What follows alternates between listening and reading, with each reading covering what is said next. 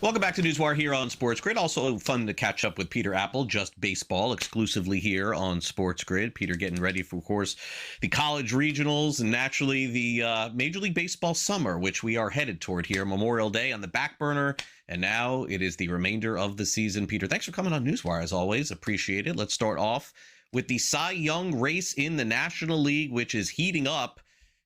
Velocity, no pun intended, with Jacob Misiorowski, who is basically throwing his way to 103 miles an hour Cy Young Award win potentially here. It's like that's all I hear about. Like, this is interesting topic here, Peter, because basically he throws as hard as any pitcher has ever thrown in the history of Major League Baseball, but he's also doing it with results. So I would ask you, is it a three-player race with Sanchez, Misiorowski, and Skenes, who can't pitch during the day for some reason, but at night is the best pitcher in the history of the league? I think it's like a 6 or 7 player race in the National League, and it's one of the more incredible Cy Young races that we've seen, I think, in a long time, right? We already kind of knew going into the season Paul Skenes was going to be the favorite, and Cristopher Sanchez, maybe Yoshinobu Yamamoto, was going to be 2 and 3, but with the emergence of Jacob Misiorowski, it's one thing to throw 103 miles an hour, which is already just absurd.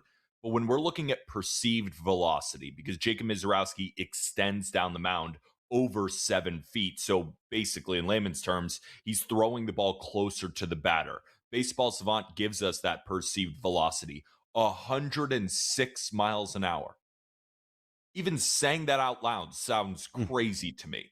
So he absolutely has to be up there. But when I'm looking at these odds right now, it's hard for me not to at least take a look at Zack Wheeler at 25 to 1. I know he started the season late, but it wasn't that late.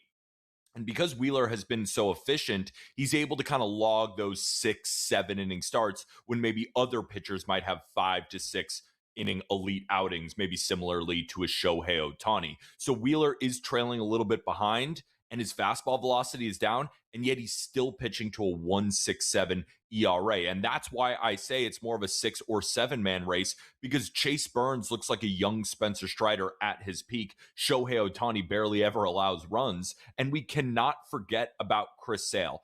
I do think right now prices are accurate. But if I were to pick a long shot right now, I got my eyes on Wheeler.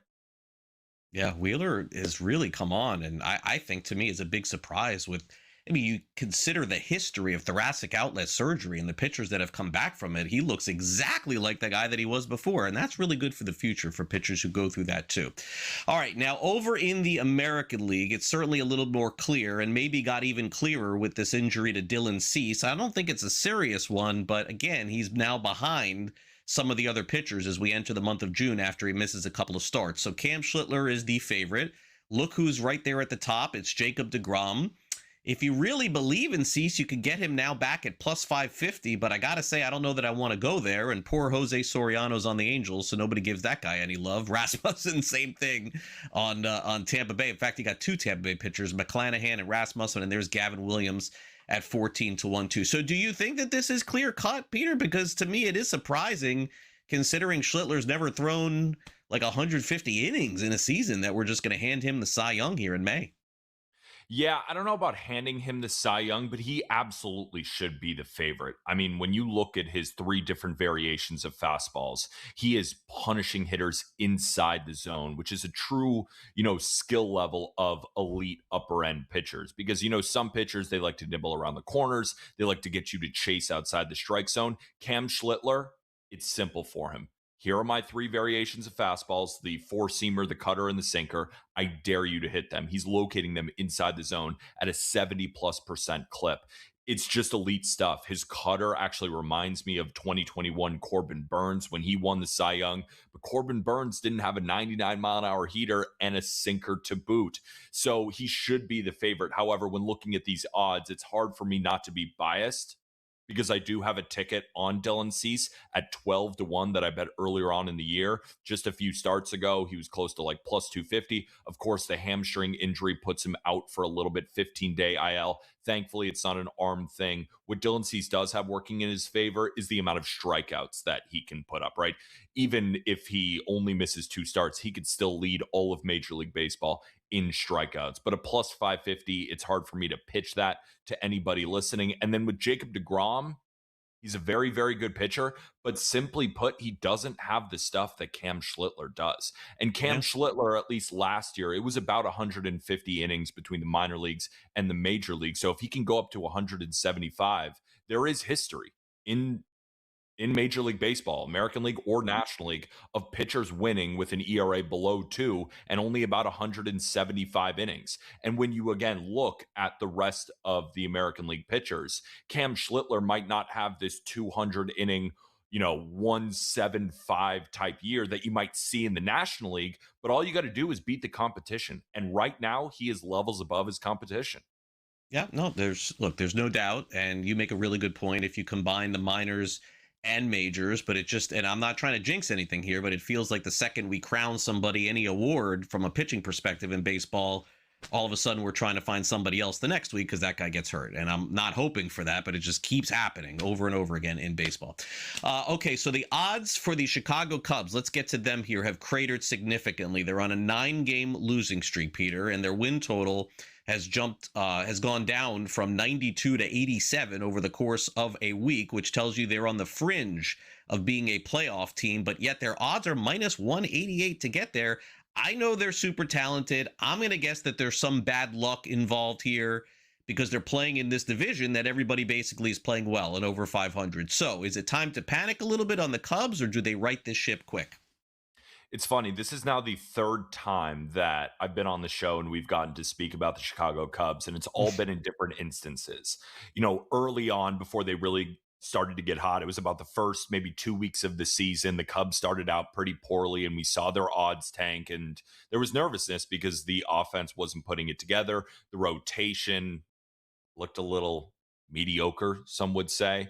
And then I came on when they had 2 separate 10-game win streaks, and their odds catapulted all the way to the top. And now they've lost 9 in a row. I'm pretty sure they're 2-15 in their last 17 games, or something like 2-14. They're playing terrible baseball, and I continue to just say the same thing about the Chicago Cubs. They're one of the toughest teams in all of baseball to handicap. Why? I think they rely on momentum more than any other team in the game, right? It's almost like when you see the front guy, the guy at the top of the lineup, get a hit, that means Nico Horner is then going to get a hit. And then the next guy gets a hit. And they steamroll teams. However, right now, their offense has zero momentum. So you can't point to a specific guy in the lineup and say, you need to step up. They all need to step up. But again, we've seen when it's good. We've seen when it's bad. If I'm currently looking at the odds right now, I think 87.5 is fair. Right now, my win total projections have them finishing at about 88 wins. So if you were to put a gun to my head, it would be a slight lean towards the over. And I do still think that they're a playoff team. But right now, it's not a great time to just be investing in the Cubs. It's a team that I'm just staying away from. I agree. I don't know how you can. I think you got to wait a little bit longer, and maybe, you were right about the Cardinals. They're definitely better than I thought. Maybe it's them. I still am bullish on Cincinnati. I think that they got to put the foot on the pedal here at some point. Very unclear in that division. Milwaukee, the class right now. How about the American League West? I mean, this is like a division by default here, Peter. I got to tell you, I got no faith in the Angels whatsoever. I have almost no faith in Houston. I think they're headed toward a rebuild. I don't believe in the A's. And I can't believe what's going on with the Rangers. Like, I mean, I'm shocked here that they're as bad as they are. Like, I thought they'd be much better this season. So I guess give me Seattle by default. Yeah, I couldn't agree with you more. I actually just gave out Texas Rangers to win the American League West about 3 days ago, and then they got swept by the Angels and combined no hit by the Astros. I can't believe what I'm watching right now, but I still believe in the pitching. Corey Seager is hurt. He will return. I'm not saying the Rangers are good, but I still think they can win the division. At a plus 240, I still like the price. All right, fair enough, Peter. Thanks again. We'll catch you on Just Baseball. Thanks again for coming on. Absolutely. Thank you.